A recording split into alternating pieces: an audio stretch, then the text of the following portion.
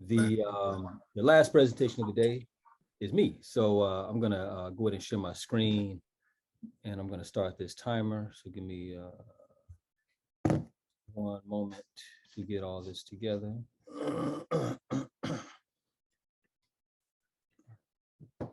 So the title of this presentation is that you've got to be the medicine to heal the community. This is a quote from my Capoeira teacher, Mestre Pedro Velho. And so without further ado, let's get into it. This is a picture. This picture actually was taken last Saturday, so a week ago today in Rio de Janeiro. You'll notice we're wearing t-shirts. The t-shirt says Homens de Fibra, Homens de Fibra. That day there was the celebration of a statue that's been built in honor of Mestre Toro and his brother Mestre Destino. So the person more or less in the center of the picture in the red jacket, that's my Capoeira teacher, Mestre Pedro Velho. I'm standing to the left of him, and these are some various other members of our group. Well, most of the people are members of our group. The brother actually just to the right of the Mestre is he's affiliated with us, but most of the folks you see here are members of our group, which is Os Melandros de Mestre Toro. So again, you've got to be the medicine to heal the community. Capoeira and the art of healing mind, body, and spirit.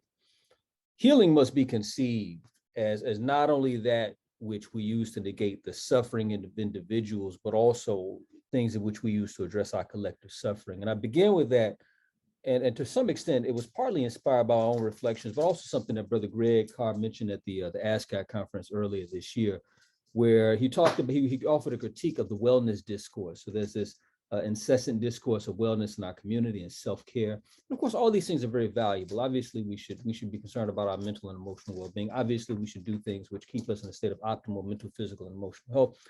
However, I think we also have to be mindful of the fact that the suffering that we experience as a people is not simply due to personal reasons. That is, the suffering that we experience individually is inextricably linked to our collective suffering as an African people in this country and in this world. And so what is the nature of suffering? I define suffering here as not only the psychic trauma or health crises that so beset the African world, and entails more than the structural oppression that's as a consequence of Europeans using all the institutional power against us. However, suffering at its core derives from a lack of power over our lives. So I define healing as follows: the capacity of a group to maintain or restore its collective well-being on the basis of its own cultural paradigms and institutions. This conception, therefore, considers suffering as derivative from our lack of sovereignty, which has resulted in the twin outcomes of cultural misorientation and cultural suppression, resulting in suffering on a myriad of levels, which are detrimental to our health and well-being as a people. So I would argue that it is impossible for us to achieve a state of collective well-being under the aegis of an alien people, nor is it possible for us to achieve a state of well-being under an alien paradigm. So in this essay, of course, I argue that healing is inextricably cultural, that struggle for liberation is inextricably cultural, and that also our reclamation of our culture is one of the principal means through which we have the capacity to ameliorate or to negate our suffering. And then further in this analysis, I center upon one particular expression of our culture, which is the Afro-Brazilian art of Capoeira. So there are three queries I'm going to answer in the presentation. The queries are as follows. One, what is Capoeira? How does it relate to healing? And what are the implications of this to African people? So what is Capoeira? This is a video on the right. This is from our batizado, which is batizado is a baptism. This is where Capoeira groups will have events usually every year where people come out, they get promoted and so on. They graduate, as it were, to the next level. This is where the brother that you see in there, he's the Boji Contramestre, Boji Cantador. This is when he was getting promoted to Contramestre. Contramestre is a junior master. So Capoeira is an Afro-Brazilian martial art. I put this video here so you can kind of get a sample of what it looks like. It derives from the fighting traditions of Southwestern Africa, Southwestern and Central Africa, particularly the Ngolo traditions of the Bantu peoples. It consists of multiple forms of combat techniques accompanied by music. You'll notice that as you see them doing the movement, there's also music, right? Turn the music down. But music is an inextricable part of Capoeira, and I'll talk a little about the significance of that music. Combat techniques in Capoeira includes attacks utilizing the head, the elbows, the hands, the knees, the feet, and defense is based largely upon evasive movements. Capoeira is synergistic with its musical accompaniment. which can determine the speed and intensity of the movement while also utilizing songs for the transmission of stories and lessons intended for application within the Hoda. That is the circle in which capoeiristas engage in combat or play with one another. You notice, like in that previous video, they were moving more or less in sync with the music. That is, the rhythm of their movements, the tempo of their movements was consistent with the music that was being played. This is a video also from Saturday last week in Rio de Janeiro. This is before the event. Brother with the hat on, that's Complemento Bozo Contador.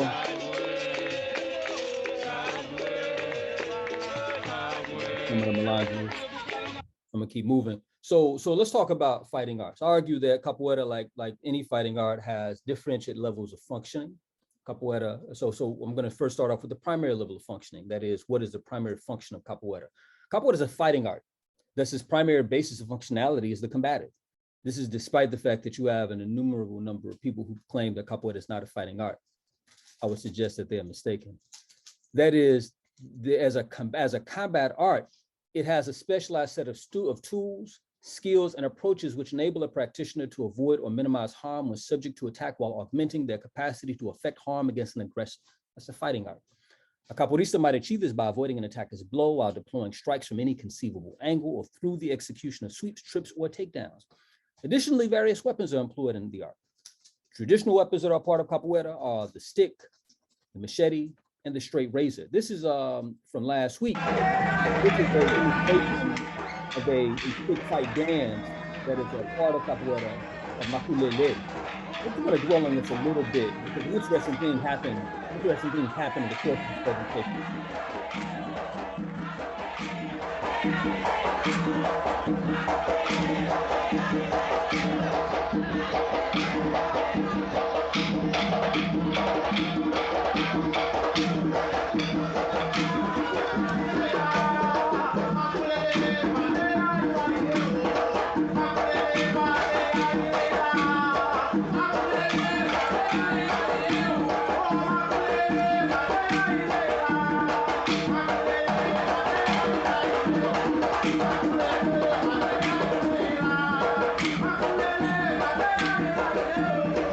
For just a little bit because it's something very special I want you all to see. Yeah, right here.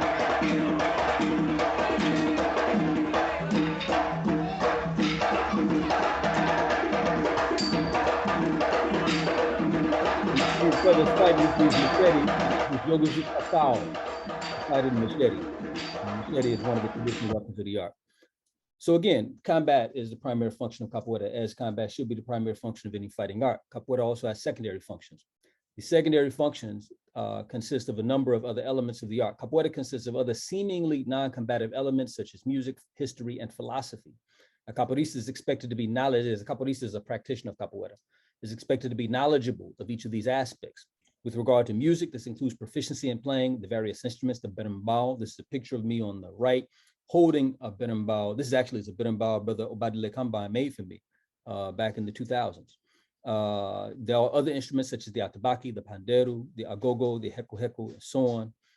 The berimbau is the central musical instrument of the art and has been for the better part of the last 100 years, though it wasn't always the most central instrument of the art. It was at one point the drum. And practitioners learn to play various tokis or rhythms on it. These tokis, that is, these rhythms serve to determine the nature of play within the Hoda. Again, the circle where people play capoeira, that is the speed, intensity, or objectives of the jogo. When I say objectives, there are certain games associated with certain tokis. There's a game called Jogo de Navalha, that is the game of the razor, where they play and there's straight razors involved. And there's certain tokis, certain rhythms associated with that. And it's a dangerous game because you can't get cut. These songs and there are songs that are part of capoeira. These songs, as I mentioned before, help to transmit elements of capoeira's philosophy. There are a number of different songs, and the songs express a number of ideas. Just to give you a couple of examples, Dr. Edward Poe, for instance, in his book, The ABC Be'aba of Capoeira de Angola, has a number of these songs. Some of the songs, in fact, my favorite songs in capoeira discuss Africa. And many of them also talk about Bahia, which is the state in northern Brazil. You have the largest concentration of Africans in the country. So this song, the English translation is Bahia, our Bahia. Its capital is Salvador. He who doesn't know capoeira is not given value. Capoeira came from Africa. It was the African who sent it here. This is a song that was sang in Mestre Pastinha's Academy back in the 1960s when Dr. Poe studied there. There are other songs. I don't have an infinite amount of time, so I won't dwell on them right now. But philosophy is a part of the secondary functioning of capoeira. With respect to this, we can think of philosophy as those paradigms of values which undergird the practice of the art. These include elements such as patience, strategy, malicia, and so forth. Capoeiristas are expected to understand and to embody the philosophy of capoeira. That is, the philosophy of capoeira is not just something that exists in your mind. This actually goes back to something that Brother Obadele Kambai mentioned earlier. The philosophy of capoeira is not an abstraction. It's something which is embodied, right? It's something which is expressed in how one moves, how one exists in the world. So malicia, for instance, is expressed in how one plays the art. Now, hold on, malicia, some examples of it, one, malicia, people could translate malicia as trickery or cunning. You might, for instance, fake an attack in order to get someone to do something a certain way. And then when they do the thing you want them to do, you take advantage of that. That's an example of malicia. A lot of times, anyway, I don't want to give away my own secrets. So malicia is not only trickery, but it's conceived as a quality which enables a less powerful individual to overcome a more powerful one, and reflects what my teacher, Mr. Pedrovella, refers to as two elements, which are surprise and deception. And then finally, you have these tertiary functions. Again, we went from the primary functioning of the fighting art, which is fighting, which is combat. Secondary functioning in capoeira, this includes the music, the philosophy, the history, and then the tertiary. This is the third level, which includes various other functions. These are aspects of the art that are neither explicitly martial in essence, that is, not explicitly related to combat. They may be, but not necessarily always, nor are they expressly constituted elements such as the music. These tertiary functions are largely derivative of the first two domains and can be conceived as those things which pertain to mind, body, and spirit. This is a framework that I'm borrowing from Dr. Edward Poe and exploring. This is a picture also from that event from last Saturday. That's the statue of the Homens Gifribra, statue of Mr. Toro, the person on the left, and his brother, Mr. Dincino, and that's me posing in front of it. So that's from last Saturday. So let's talk about the mind, Amenshi. The practice of capoeira requires the internalization and expression of a kind of mindfulness, that is, an awareness of the body's movement in time and space. This is what is known by people who study kinesthetics as proprioception. Proprioception, that is, my awareness of where my body is, how my body is moving in space. Further, capoeira negates the separation of mind and body in its practice. A practitioner of capoeira cannot think and act sequentially while doing capoeira. That is, I can't be in a situation where I'm doing capoeira and a blow is coming at me and I say, oh, the blow is coming, I must evade the blow. And then I tell myself to evade the blow, right? I can't do that. All these things have to happen simultaneously. So the effective practice of capoeira, collapses these three domains. That is, the domain of sense perception from cognition and from bodily reaction, rather than being three separate domains of activity. Capoeira collapses these into a single expression of movement. That is, the blow is coming, you evade, you see it, you respond to it, you attack, not 1, 2, 3, but 1. Thus, the second way that capoeira expresses mindfulness is by creating a seamless connection between sense perception, mental interpretation, and physical response. Capoeira achieves the complete integration of these aspects of consciousness. So I'd argue that one aspect that the art is profoundly beneficial, again, a tertiary function of it is the way it impacts the mind. There's also the body. How does capoeira engage the body? Well, of course, if you ever seen people do capoeira, it's a very physical art, at least it can be. This is me, I'm just practicing some sequences. This is a recording I was making for my teacher, me practicing some sequences so I could get his critiques and his evaluation. So this is probably from based on what I'm doing. I think that's from 2019, so that's 3 years ago. 2 years ago, I'm sorry. My first capoeira instructor informed me that capoeira, unlike many forms of physical activity, was a full body workout. I found this to be true. Years later, I was talking to Dr. Edward Poe, and he would say that when he studied Mestre Pastinha, this is a famous capoeira master in the mid-20th century, Pastinha would say that capoeira exercises the whole body, including the pinky, because that instrument you saw me holding, you hold it on the pinky. And so it's a very physical art. It's an art that engages the body. And so whether you are engaging in an evasion that compels you to squat down, or whether you're throwing a kick, or whether you're doing a cartwheel, you're engaging the entirety of one's skeletal and muscular bodily structure in the process. And so Capoeira's tool Capoeira's capacity as a tool for physical conditioning is undeniable in this respect. Let's talk about spirit. Spirit is variously defined, but it can be conceived of as an animating or vital principle. This is the Merriam-Webster definition. And I'll go with it for now. I may not go with it in the future, but I contend that the spirit of Capoeira exists on several planes: the individual, the communal, and the ancestral. And so the thing that undergirds how I'm conceptualizing all of these is the idea that the practitioner of Capoeira is embedded in a complex web of interconnection that both animates and is animated by that participation. So let's talk about the individual. For the Capoeirista, video on the right, this is my son when he was testing for his yellow-green cordell back in 2019. For the Capoeirista, the practice of the art rests upon a foundation of principles, which serves to articulate the inherent meaning and purpose of the art. And so again, I've made the point that one's practice is supposed to embody principles. One of the principles, there's a core aspect of the philosophy of Usmalange Mestrituro is persistencia or persistence.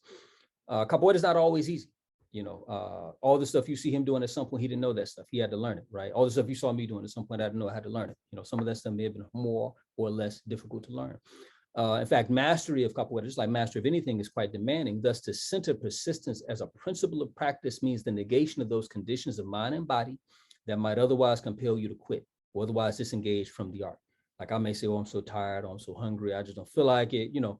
But if one persists, if one is determined, that is, one is internalized as principle, then persistence becomes the means whereby these other conditions are reconciled. So this is one way in which a condition of mind is interactive or interfaces with a particular conceptual modality of the art that facilitates a type of connection to the practice.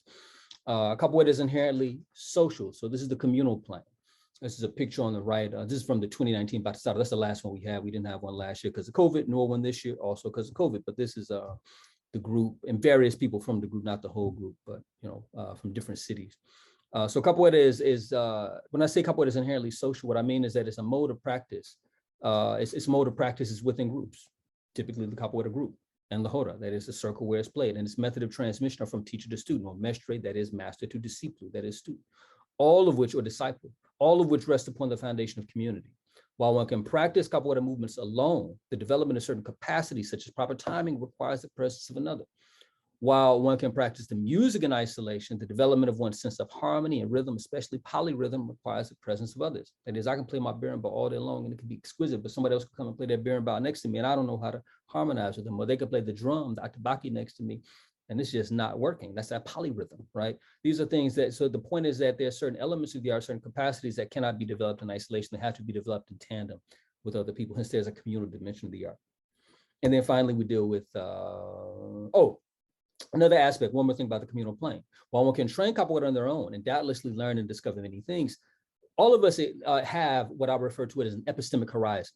That is, there's only so much that all of us know. And of course, the bounds of that, the perimeters of that epistemic horizon changes for all of us as we move throughout our lives. Thus, my own horizon is certainly different than it was when I was 19. I'm 46 now, so the horizon is different. And of course, the horizon of my knowing today will be different in another 19 years, right? So all of us have an epistemic horizon. And so what I argue is that the epistemic horizon of one's own awareness necessarily prescribes or limits the expansiveness of one's knowledge. That is to say, we all possess finite knowledge of Capoeira. The breadth of our knowledge may modulate our own awareness as to the limits of our knowledge. That is, the more we know, the more we may be aware of what we do not know. Thus, we may know enough to know that we have a great deal more to learn. Conversely, we may know so little that we mistake our paucity of knowledge, that is the little bit of knowledge that we have, for the totality of what is knowable. I'm sure you've met people like that. They didn't know anything, and they didn't know anything. Hence, we presume to know far more than we actually do, due to our misunderstanding of what is knowable. In short, for a practitioner to progress further, they will benefit from the guidance of one who can see further, that is, beyond the finite horizon of their own knowledge. And then lastly, we deal with this idea of the ancestral. This is, again, we're dealing with this idea of spirit. So for the ancestral dimension of this, for African descendants, Capoeira represents the reification.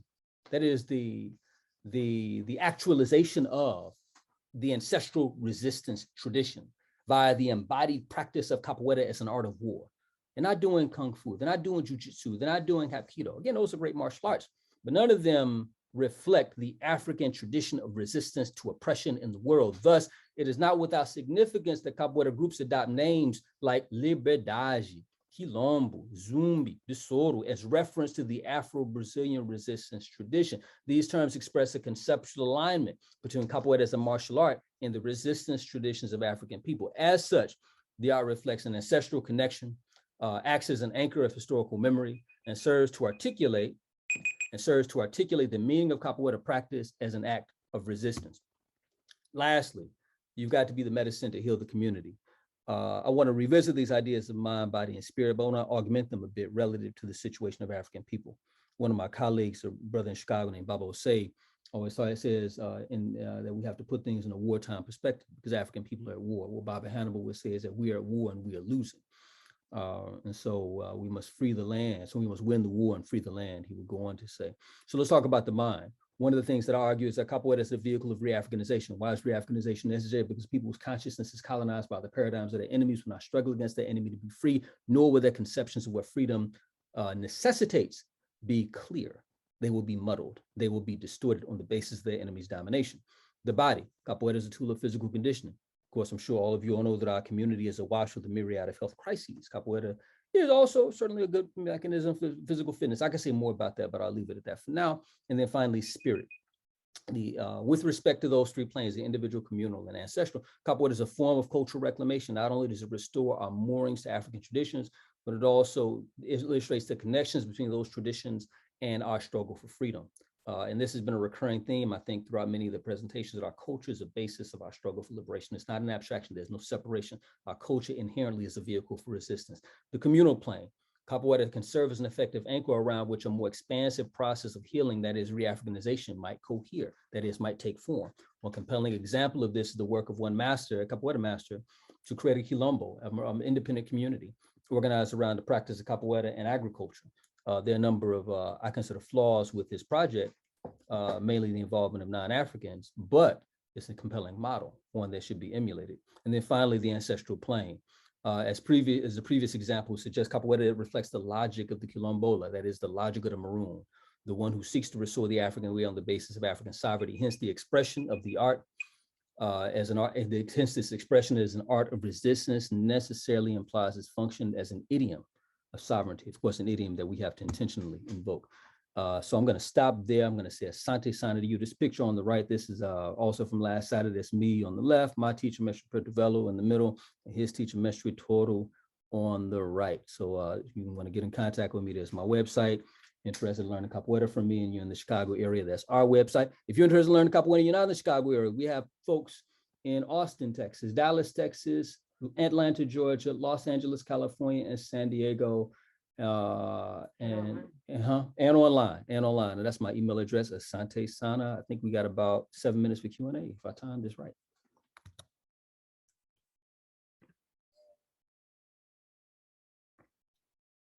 Questions? Can you hear me? Yes, I can. Could you elaborate? First of all, great presentation. I'm also a fellow capoeirista myself, and it always kind of interested me. You have certain capoeira groups that are predominantly white, and there's a whiteness that's kind of taken over a lot of traditional African Brazilian forms, not only in the States but also in Brazil itself. What is your view of the future of African participation in these art forms, not only in capoeira but also candomblé? Yeah. What is your view of that? Yeah. I think I mean this is obviously a problem. I remember it was a brother, it's a local cat in Chicago, another capoeirista who said to me, we were talking about this back in the 2000s, and he said that white people are intelligent enough to recognize something as good. And so while we run from our stuff, or while we have ambivalence about our stuff, many of them embrace it. But the peril not only is the presence of Europeans, but their domination of these things. I think that's the issue. I think the solution, to be honest, let me answer it this way. I think first of all, if we want African people to engage in African cultural practices, we have to institutionalize those practices within our community, right? Like I think obviously we should lament or note the problematics of our traditions being colonized by others. But correspondingly, we also have to institutionalize those practices where we are and make them living examples or living embodiments of our politics. That is, the politics of African sovereignty. And I think there are, with respect to capoeira, I think there are some people who are doing that. I know our group is attempting to do that in terms of building capoeira explicitly, focus on building it explicitly with African people.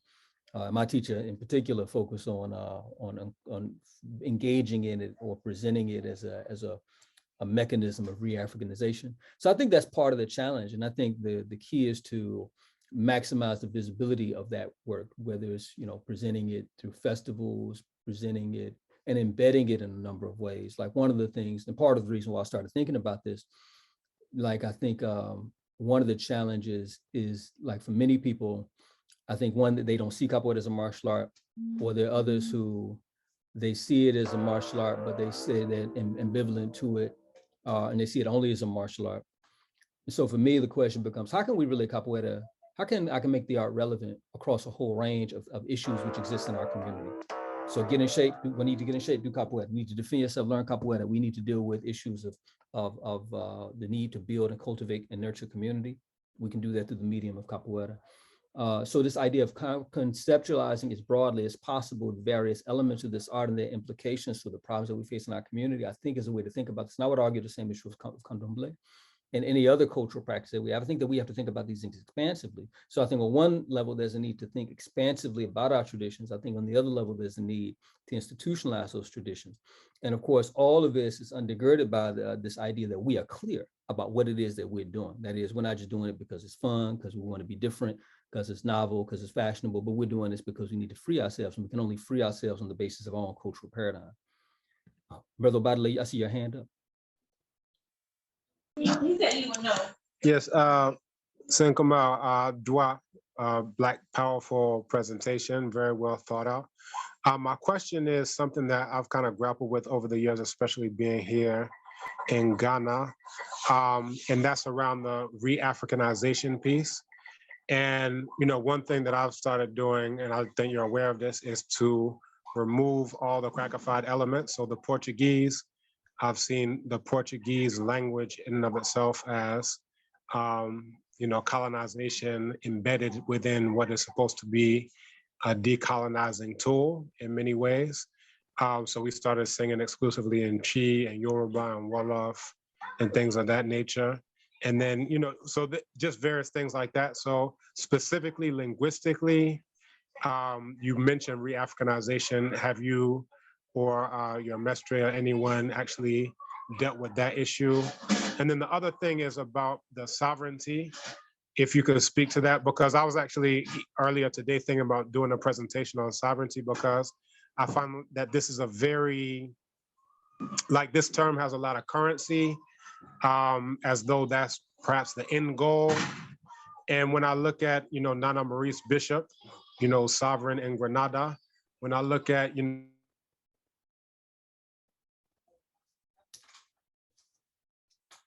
Brother, you still there? I can't hear you right now.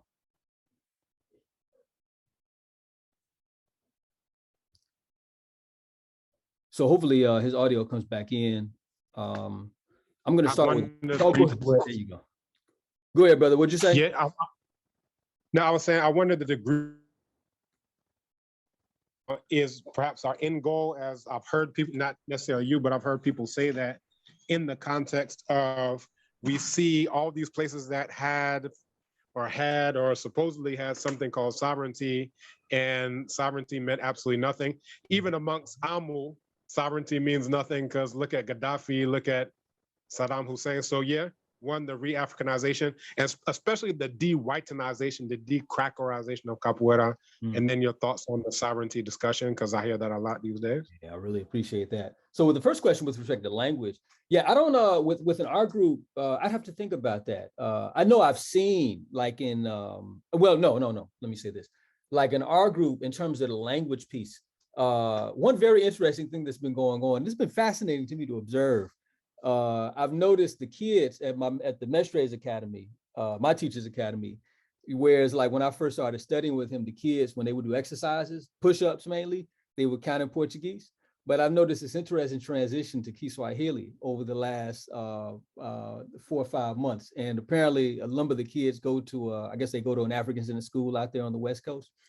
And so so the kids, they started doing all the counting in Kiswahili, and that's like, so he's like embraced it. So that's like, that's become the default way of counting, which has been interesting. And I know also it was fascinating listening to Baba Ade's presentation, because he named Brother Jason, who's actually one of the professors under the mestre. And I know he's an Ifa priest. So I know there are a number of people who have these connections with African traditions in a number of ways.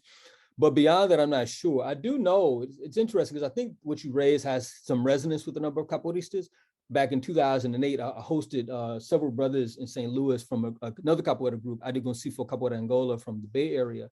And it was fascinating to me because the brother, the mestre, had an African name, and his two contra mestres also, their capoeira names were African names.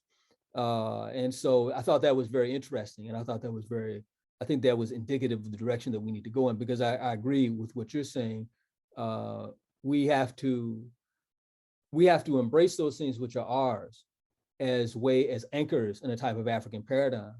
But at the same time, we have to be vigilant in terms of this idea of this ongoing process of decolonization. And I need to, this ongoing process of divesting ourselves of the vestiges of the colonization of the enemy's paradigm. And I think therein, this question of terminology is an important one. So I think that in terms of the continuum of movement the arc that we're moving along, I think that's necessary. Lastly, with respect to this question of sovereignty, I really appreciate that you said that.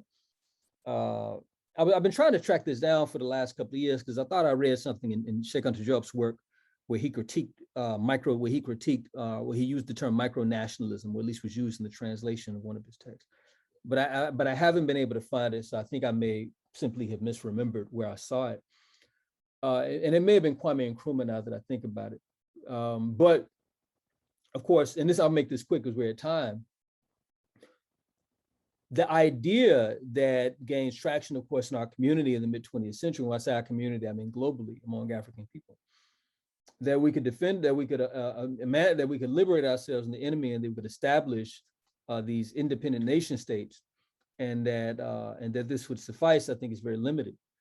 I think what we have to consider is the idea that Cheikh Anta Diop wrote about in his book Black Africa, the thing that Kwame Nkrumah wrote about in oh my goodness, I'm forgetting the name of the book. But Kwame Nkrumah advocated this idea, just like Cheikh Anta Diop, of a unified Africa. And what I think that speaks to this idea that we can't see sovereignty in isolation. For instance, some of you may know about the New African Independence Movement, specifically the Republic of New Africa, right? The idea that we should take 5 states in the United States, make that the Black nation, as it were, for people of African descent in this country. I think that's a great idea. Obviously, any independence is better than zero independence, which is what we presently have. But we also have to recognize the limitations of that. That is, those 5 states having it as a state relative to the enormity of European power obviously creates some fundamental problems. And so sovereignty in and of itself is clearly insufficient absent a concerted commitment to eradicating the vestiges of oppression themselves. And so, yes, sovereignty matters, but, and I think it's easier, I think it's more palatable for people to talk about sovereignty without actually also talking about the type of struggle, the type of requisite struggle to ensure that that sovereignty is sustained. That is, African people can't move to the moon and be free unless they deal with the people who are committed to African people not being free. So I'll stop there. We are out of time, so if any more questions, y'all got my email, y'all can get at me via email. Unless anybody else has anything else to say, we're going to, oh, hey. Okay, Africa Must Unite. Thank you. Thank you so much, Brother Earl, Baba Errol. Yeah, I thought that's the book for the Cheikh Anta Diop. That's where I thought I saw it. And maybe I went through it too fast, because that's where I thought it was. I went through it again, I didn't see it. Maybe I went through it too fast. The first time when I thought I saw it, I was going a lot more slowly, than the second time. So thank you for that. So we're going to stop here because we are at time for today. This is the second day of the ASCAC Midwest Region Conference. many thanks, Asante Sana, to all of you all for joining us. We will be at it one more time tomorrow. We have a number of really exciting presentations planned, so hopefully you can join us tomorrow. I believe tomorrow we start off at 1 hour later. Let me just confirm that. I believe we start off tomorrow at 10 a.m. Let me be sure. Yeah, no, 9 a.m. CST.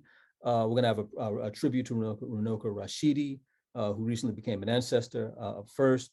Baba Banachi, Seba Banachi Montgomery is going to do another presentation. Also, Awo Fashola will do a presentation on Isheshe Lakba tradition is the best way. So if you enjoyed Baba Ade's presentation about Ifa, there will be another presentation tomorrow that I think also that you also will find stimulating. And then we'll end, last presentation will be one from Seba Muriel Bala from the Kemetic Institute on Pan-African unity and antiquity. We'll have a meeting and I'll share some closing remarks. So again, Asante Sana for joining us today, and hopefully you all can come back again tomorrow, 9 a.m. Central Time. Again, Asante Sana, Dua, and Shem M. Hotep. Go in peace.